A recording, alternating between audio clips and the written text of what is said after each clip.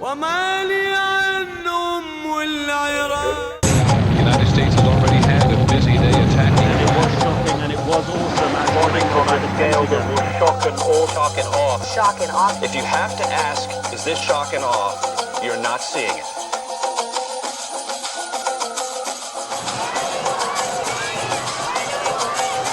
We refuse to carry on business as usual while American soldiers and Iraqi civilians die under the machinery of war. Stop! You better stop! My ass! My ass! You run my goddamn checkpoint, I'll fucking shoot you! Get out of the goddamn car! What? Sick. Get out. Sick, mister.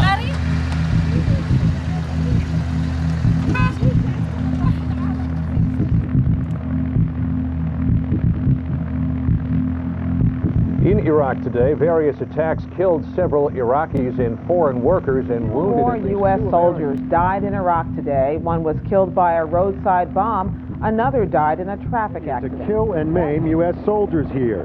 There were 2 deadly ambushes today, one just west of Baghdad. One U.S. soldier was killed when his truck hit a landmine near the Syrian border. Another died in an ambush last night south of Baghdad. Don't seem to be slowing the number of attacks, and they certainly haven't made Iraqis feel much safer. Today, here in downtown Baghdad, there was a daylight shootout bomb just south of Baghdad. 3 more U.S. soldiers killed. Today's deaths bring to 519 the number of U.S. military personnel killed in Iraq since the war began. In Baghdad today, authorities... By any measure, the occupation of Iraq has not gone as well as our national leaders had led us to expect that it would.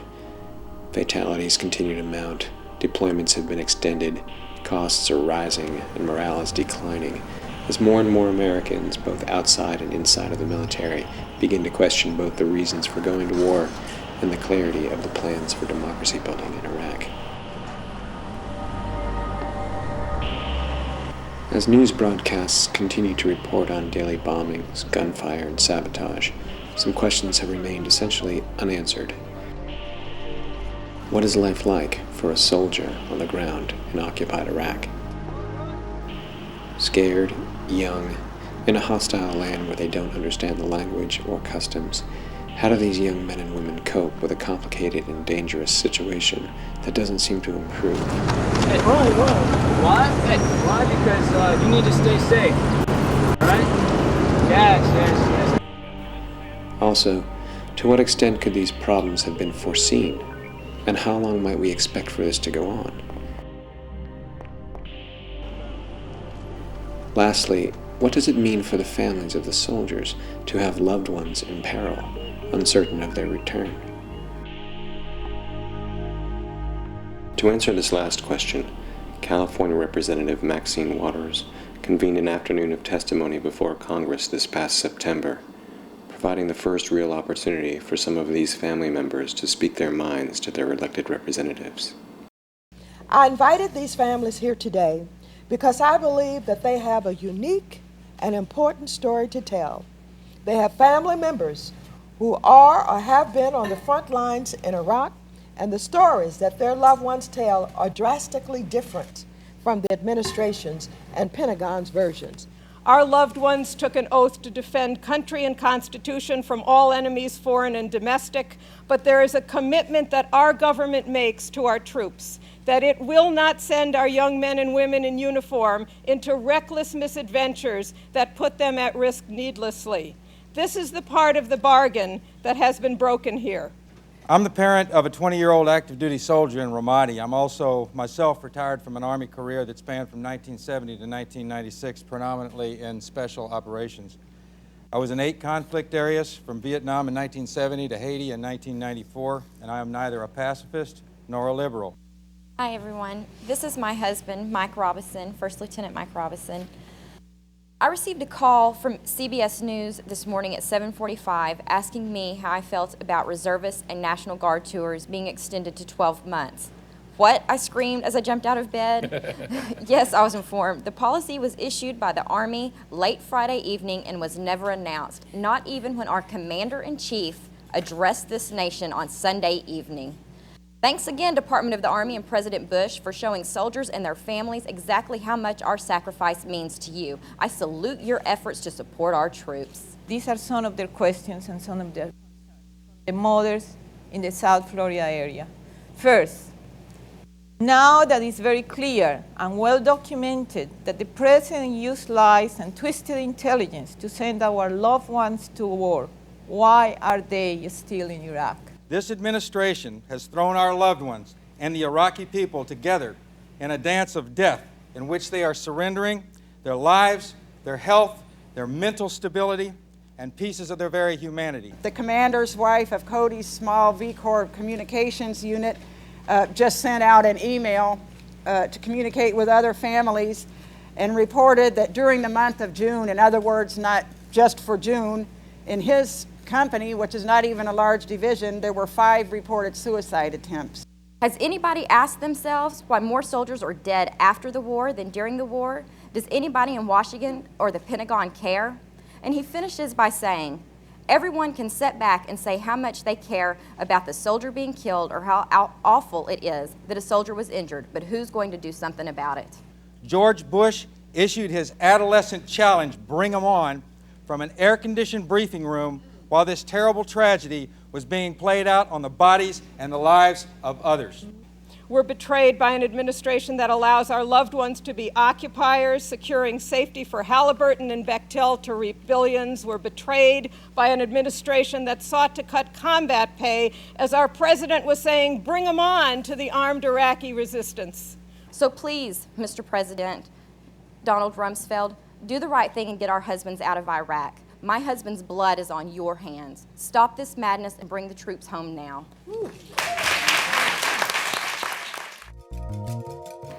Jeremy Scahill is a producer and reporter for the nationally syndicated daily news program, Democracy Now! Over the last year and a half, he has spent 9 months in Iraq, reporting on life there as the country prepared for imminent invasion by U.S. troops. He spoke with numerous Iraqis from all walks of life during his time there, and has continued to remain an astute observer of Iraqi life. We met up with Jeremy at the Democracy Now! Studios in New York City to speak with him about Iraq, war, and the ongoing occupation. I think that there are people within the CIA, within the State Department, and even with the White House who knew clearly that a tremendous number of young men and women in the U.S. Armed Forces were going to be killed when they occupied Baghdad. And the fact of the matter is that they're not gambling with Jenna Bush's life or Dick Cheney's children's lives. They're gambling with the lives of largely poor, urban young people from America.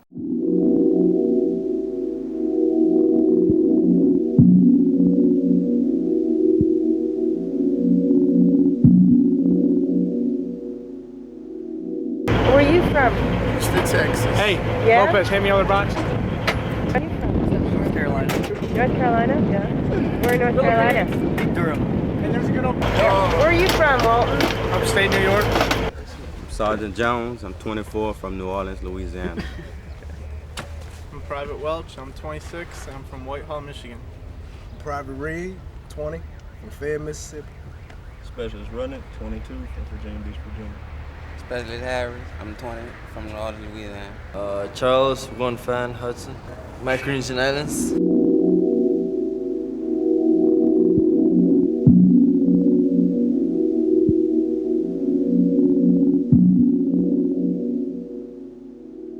Now the recruiters are all over the place, and the Pentagon's making video games, they're making these ads to go in movie theaters, they're making ads to go on television, and it's all about, I'm an army of one, yes, I'm a part of a bigger team, but I'm a trained professional soldier. It's all meant to be kind of like this movie image of what it means to be a soldier.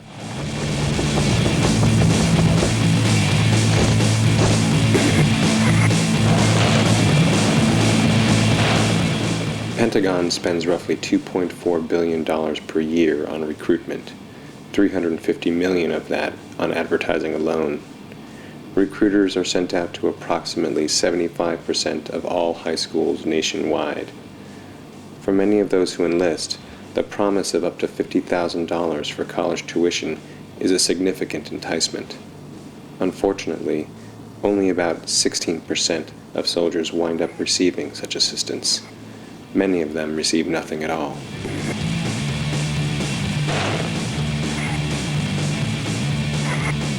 How about splicing into that, the U.S. soldier who comes back missing his right leg? How about splicing into that the U.S. soldier who gets shrapnel in his spine because he has inappropriate body armor? How about splicing into that the guy who's poisoned from depleted uranium munitions? I mean, let's splice that and then see how many people want to sign up for the Army of One. Experience, explore, see the world. That's basically it. Get to do stuff like this. Not exactly like this, but we're just here to do our job. It's not like hardened, well-trained soldiers that are being sent over to Iraq right now. I mean, there's roughly 140,000 U.S. soldiers that we know about that are deployed in Iraq. Now, among those numbers include a tremendous number of Army reservists, include, thousands of soldiers that should not be deployed into a foreign combat zone. They're halfway through their training. And then they're being deployed into what's called a hot conflict.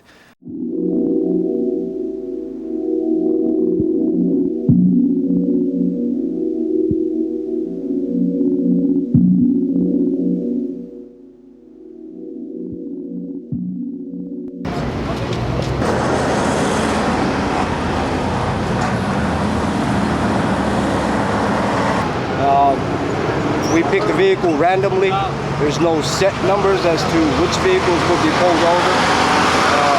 There's been a lot of weapons firing in the city of Baghdad, and we hope to eliminate by searching vehicles as they come through and take the weapons away from them. Go out, America! Go out, America! Go out! هاي البوش وهاي الدول بلير. احنا نحكم بلدنا، خلي يرحلون. قصبهم قصابه اذا ما يضل عنده سلاح خير موجود. قصبهم قصابه هنا نقصبهم. هاي رساله لكل العالم وكل العرب وكل الخونه اللي خانوا العراق. من معارضه الى غيرهم الى جميع الاحزاب اللي جت من الخارج.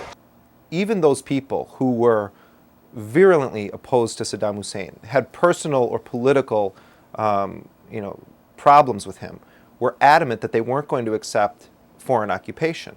I would say that a majority of Iraqis wanted Saddam Hussein gone, but that same majority of Iraqis did not want him gone at the price of yet another massive attack by the United States. And the fact of the matter is that these young kids who are being sent over there are being told that they're going to be going into a situation where people view them as heroes.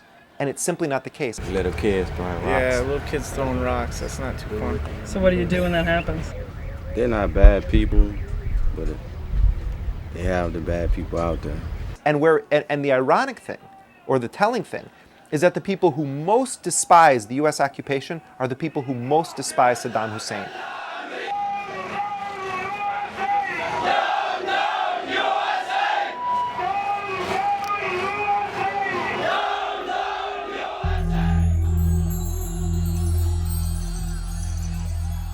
Protests and demonstrations occur daily throughout Iraq over a variety of issues. Unemployment in Basra, the appointment of a former Ba'athist to a government job in Baghdad, and, most often, a simple and deep-felt antipathy towards foreign occupation. While it is encouraging to see that Iraqis are now free to voice their dissent, the level of anger directed towards occupation forces is a disturbing sign that the U.S. military may be in for a long and messy mission. In some cases, as with the village of Heat in central Iraq, things can take an especially violent turn and erupt into what can only be called guerrilla war. The problem was that the American troops entered some houses in Heat district searching for arms. They wanted to disarm all the weapons here in Heat. And that was the reaction of the people in Heat district to get revenge upon the American troops here. And they don't want any American person or troop to enter this city because it is a peaceful city and it is a peaceful town. At the end, it was a battle between Heat people and the American troops. And at last, the American, in fact, with a drone, from heat and went to another place outside the city. 3 people, little children, were injured and carried to the hospital. تقدم تقدم. Go out America. Go out America. Go out.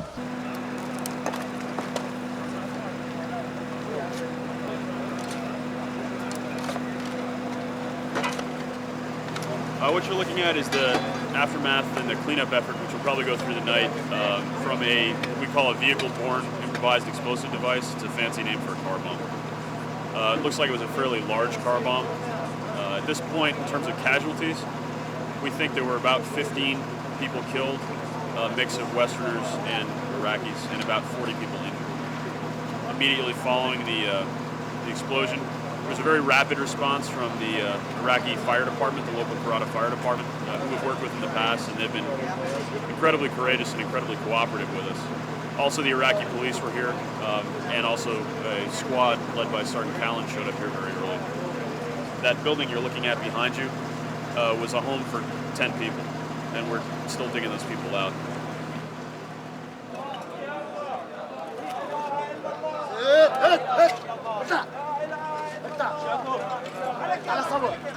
What's your understanding of why someone would bomb this building? This building, that building? Yeah. Lebanon? Mm-hmm. Why? I don't know, maybe some American boy inside. I don't know. Maybe I think that. I'm gonna keep on going, okay? 10 people lived in this house. You know, the best way I can explain it is it's like a plumber. When the toilet gets clogged, not everybody can do it. You know, it's your job, is what you do. I mean, it's the best way I know to help people. Does it bother you that Bush lied about the weapons of mass destruction? Well, I look at it this way, you know. Our purpose is a whole lot different than what he wanted. You know what I mean? Whether he finds what he wants or not, we still, you know. I mean, it sucks that we came down here for that reason, or you know, even if it wasn't for that reason, whatever. You know. A lot of people are very upset about the American occupation. Yeah. It's hard to figure out exactly what the end game is. Yeah. Oh, I agree. I totally agree. You know, one way or another, I imagine it's about money. These kids are running around and they're facing guerrilla warfare from people who have lived in this desert climate for thousands of years and have fought these kinds of wars. These soldiers who are over there right now are surrounded by desert. And those deserts are going to become the killing fields. This isn't paintball that they're playing over there. These are real bullets, and these are real people who hate the fact that their country's being occupied.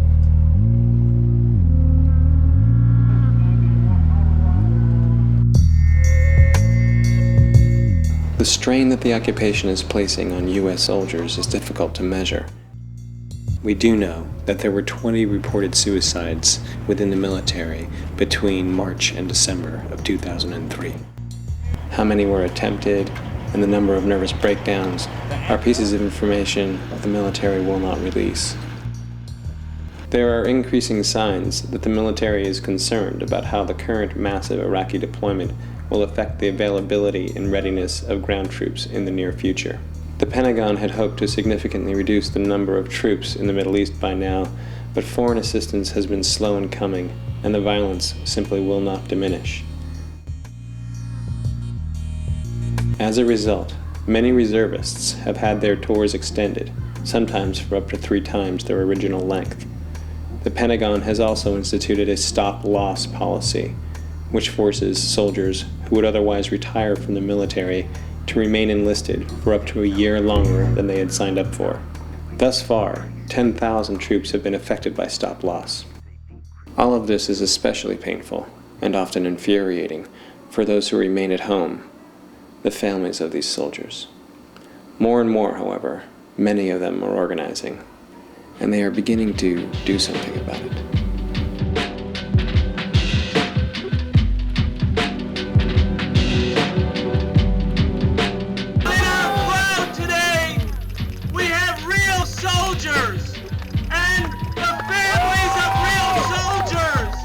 And the veterans who have fought in other wars, and their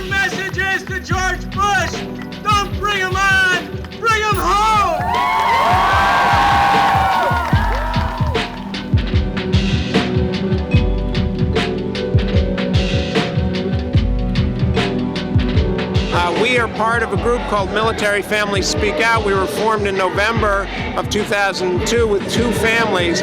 We now have over 1,000 families across the country who are joining us, who have relatives in the military and who are speaking out against this war.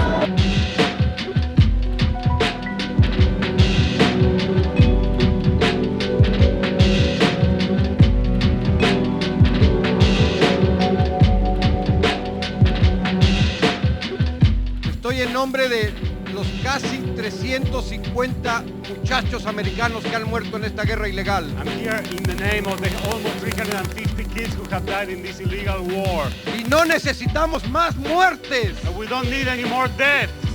I came today to take part in the effort to bring the troops home. I'm very much against the war. I don't think we should have gone there to begin with, so I'm doing everything I can to get the message out to bring the troops home. I think so many families of the military are so angry now that they have been told lies. Presidente Bush, malamente llamado presidente. The wrongly called President Bush. Ha mentido al pueblo americano y al mundo entero en esta guerra. Has lied to the American people and to the entire world about this war.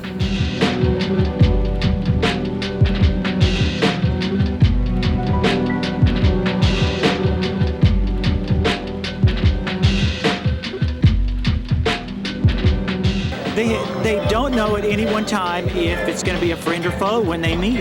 And Bryce had said that only 25% of the people are really against the Americans. But when you look at a city of Baghdad with 4 million, that means there's 1 million people in the city that want to kill you. You're asking me and my son to sacrifice his life for the personal financial interests of the Bush administration, of Cheney, of Rumsfeld, of their ideological agenda that has nothing to do with the security of the United States of America. We as citizens and as parents are speaking out against this occupation and war.